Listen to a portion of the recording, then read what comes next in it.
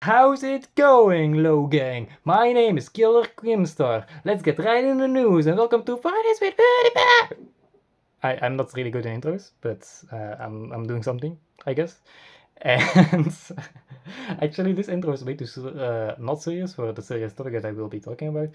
Maybe you can notice I'm a new YouTuber. I'm really new to this. I don't know how to do these things, but I want to talk about topics and I want to make videos. And the topic that I want to talk about is MrBeast and the allegations about the person in his team that has been allegated or it's leaked that the person has done some perverted things. Like I guess I could say it like that. I'm sure you've heard about the story, and well, obviously, if the biggest YouTuber on earth has someone in his team that is involved with pedophilia, it's going to be something that the whole world is going to be talking about. That's really something. And the thing that I want to talk, I don't want to talk about the person on the team. I actually mainly want to talk about MrBeast because there's just some things, like some thoughts that I already had about MrBeast before these allegations of this person, and he being like knowing about this, like the allegation that is going on right now is MrBeast fully being aware about this person's in his team the actions. And yeah, I just want to say like something. I love YouTube. I've always watched a lot of YouTube, and I've always found YouTube really interesting. I've always found YouTubers really inspiring as people, because it's like normal people that start to talk in front of a camera, that start to gain an audience, that start to gain, well, a following, which is nice, which is really cool. And I've really enjoyed the time of YouTube when PewDiePie was like really big. Like maybe it was like the edgy phase he had that I enjoyed the most in a weird way, because I was also like a teenager, like I was 16 years old, and I was also in an edgy phase, so I related to that. I really related to it, and all my friends were watching him as well, and almost everyone I go across, like one day or another day, man or female, had a time in their life that they were watching PewDiePie. But what's weird to me is that I don't know anyone, but no one at all, that actually watches MrBeast or actually watches all the MrBeast videos. I've heard about the guy, and honestly, I do want to say I never really had an opinion about him. I never really was like, I love this guy or I hate this guy. It was just like not love, not hate for me. But I was being suspicious, or I'm still suspicious with who this person is. Because the thing is, like, if I can compare PewDiePie to MrBeast, PewDiePie used to be the biggest YouTuber, right? If I can compare PewDiePie to MrBeast, is that PewDiePie felt a lot more genuine and a lot more as a person, and MrBeast really looks at the channel as a business, which is like nowadays YouTube channels are a business. Maybe they've always been, but in the past it was actually just being a person. And PewDiePie, I don't really think that he ever really had the intention of becoming the biggest YouTuber, whilst we have MrBeast, who is being obsessed with it, well, from the beginning, I guess. I don't know if that was his intention from the beginning, but it's very clear to me that he's like actually like really putting it in a bit business mindset, and PewDiePie wasn't really that business about it. And we can see today like PewDiePie is somewhat retarded with the videos he's posting today. It's like he's showing his own personality, like a wholesome personality. And I'm not sure if MrBeast could do something like that right now. I'm not sure. So, and if I'm honest, like if you go about things more the business mindset than the mindset of just being yourself on camera and being yourself in videos, then things like this are kind of bound to happen, because sometimes people just forget great morals, like to have right morals to because they feel like they are desperate to become the biggest, so they might make mistakes which are huge mistakes. And I'm not saying PewDiePie didn't make mistakes. PewDiePie definitely did make mistakes, but he was holding himself accountable. And I'm seeing MrBeast actually like lied about not being aware, like in the first tweet about it, that the situation that's going on, that he was tweeting that he's not aware, but now it's leaked that he was actually aware. And everything that I just want to say in this video is just like that I'm not really surprised. Like, I see a lot of people, and I'm sure a lot of people actually do watch him, but it's still weird to me that I don't know anyone who actually watches MrBeast, and I know everyone around me that watched PewDiePie. Like, no one around me watched MrBeast. Everyone around me watched PewDiePie, which is no, like that's just weird. Like, I'm being suspicious with that. Uh, I'm not sure if you understand my point. That it's just, yeah. I forgot my like where I was in my telling of the situation, but yeah, I'm drinking some tea. This is a tea break, not a advertisement break, but a tea break. Drink some tea with me, thank you. Spilling the tea. Anyways, so I see a lot of people defend MrBeast just because he's the biggest and they like him, and I understand it. Like, if you really watched someone and really liked someone, especially if it's a YouTuber, because it feels like a personal relationship in a way, even though you're just looking from your bed or the toilet to the videos this person is making. But we start to watch the videos that we feel like we can relate to, so we start to watch the YouTube personalities that we feel like we can relate to. And MrBeast was very focused on being the basic person that everyone relates to. Maybe that's why I didn't watch him.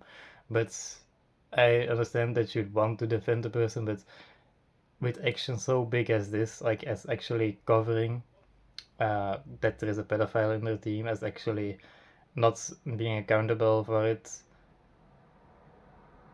you have to criticize him. You have to criticize him for that. And I understand, like, definitely all of us, including myself, we've been in situations that, or at least I speak for myself, that I've been in situations that a friend of me or someone who used to be a friend of me started doing things that I'm not behind. And you can just be responsible for everyone else around you. You can't just, but when someone's in your team, it's a different situation. And there's a difference between being, now, there's a difference between knowing that his friend is doing these actions and letting them go, because that's what I did in my situation. I'm not going to tell the specific situation, but that's what I did. I let this friend that did something that I would never be behind. I didn't really say anything about it because it's not my responsibility, the mistakes that that person is making. But I left him behind, as I left a lot of people behind for, well, not being the way of people, like the sort of people I want to interact with anymore.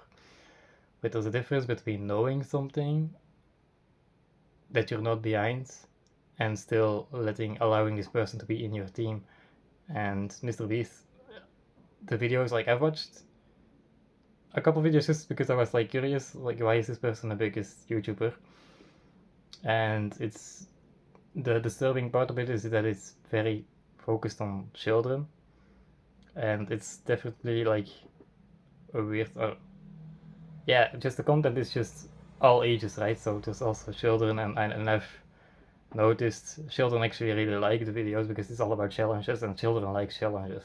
So that's the tactic, like, of the most, like, a lot of the biggest YouTubers, the tactic is just to promote the stuff for children because children are the main sort of content, I guess, or main customers. If you can attract children, you can gain a lot of money because there's a lot of children and they watch everything basically. So, but it's disturbing to have a pedophile in the team when you're making content that is allowed to be there for children. I just had to have a pedophile on team, of course, but it's extra disturbing. At least how I view it. And how I view it, it seems like it's extra disturbing, and It's not because we like this person or this YouTube personality or these videos, because I understand liking this person, I understand liking the videos.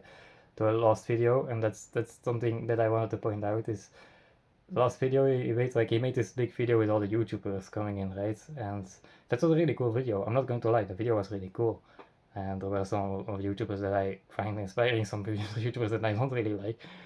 And I understand that a video like that is really cool to you, really appealing.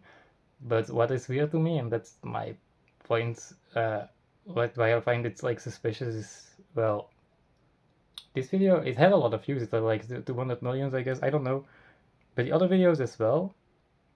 But that doesn't make sense to me, because if you make a video, like he basically did Endgame, like Infinity War Endgame, he basically did Avengers Endgame, but then with YouTube. And you would think that if you bring the biggest YouTubers together, and you're the biggest YouTuber yourself, this video would instantly be his, or like just in a few weeks or months, it would be his like biggest video. But the other videos that aren't that spectacular, but that aren't that YouTube all around, like where there aren't that like a lot of the biggest YouTubers that are in this video has as much views as the video this has, and that doesn't make sense to me. Like, it would make sense to me if that video has a lot of more views, because it's on YouTube. It's literally a video about all the biggest YouTubers doing a challenge together. So you would think that every single YouTube fan of this YouTuber that is in this contest would watch it, and the whole world would watch it basically, which I guess the whole world did. But why does this video not have that much more views than the other ones? I think that's just a little bit suspicious. And yeah, that's just my point in that. Like, that's why I'm sus. I'm being a little bit sus. And that's like the other point is, like, it's interesting that this is happening, because it really learns us as an audience, as people, to not be attached to online personalities as much as we are sometimes, and not to be attached to anyone. From a spiritual way, we should only be attached to God and no one else. So yeah. It's crazy that this is all happening, but just because we like someone, just because we like some videos, just because we like some content, like a good example of this is Michael Jackson, right? People like the music of Michael Jackson. I personally, I don't really listen to that, but people really like it. But most of people, like, it's basically the same situation, because Michael Jackson also is exposed to be a pedophile, and most of people actually admit, yeah, that's he was an actual pedophile. So I do offend some people with saying that, but most people do admit it, but still like the music. And there's a difference between liking Michael Jackson's music and liking Michael Jackson as a person. So there's also a really big difference between liking MrBeast as a YouTuber, or liking the videos of MrBeast, and liking MrBeast as a person. Because honestly, if you're aware of a pedophile being in your team, and you're making content that you know actively will be watched by a lot of children, all the children in the world, really, and then you're just, it feels like, and that's also like something that I do kind of criticize MrBeast about. It like, it's always like challenges for money, and money is always doing this with like buying a lot of money, giving a lot of money. It's so many of us. It feels like, I'm sorry if I'm brutal to you, but it feels like it's more for the money than it is for us. And that's what I miss with PewDiePie. But PewDiePie actually felt like he was there for us and not for the money. So yeah, that's my opinion about it. Let me know what you think. Leave a like if you agree, leave a dislike if you don't agree. Leave a comment if you have a reason why you don't agree with me. I would like to hear that. And subscribe if you want to see more videos as this. You don't have to, it would be nice. And have a nice day, night, whatever. Unless you're racist, and I'm not really wishing that to you, so. But see you next time.